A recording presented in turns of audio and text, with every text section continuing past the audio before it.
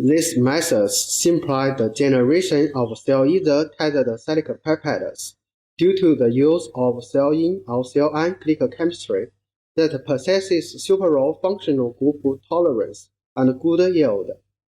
The main advantage of this technique is that the Thioether tether provides a traceless modification site, which significantly expands the chemical space of stable peptides following peptide synthesis modification.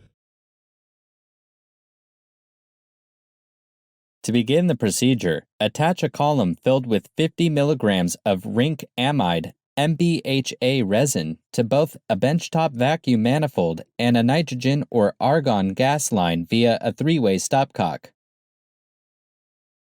Add 1 to 2 milliliters of dichloromethane to the bed of resin and swell the resin by gently agitating the mixture with a stream of inert gas bubbles for 10 minutes.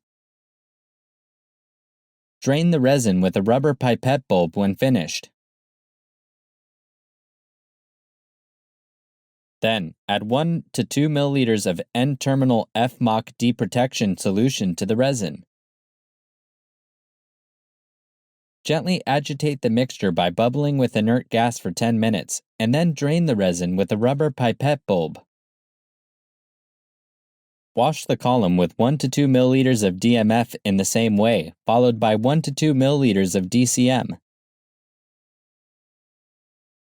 Repeat the deprotection sequence once.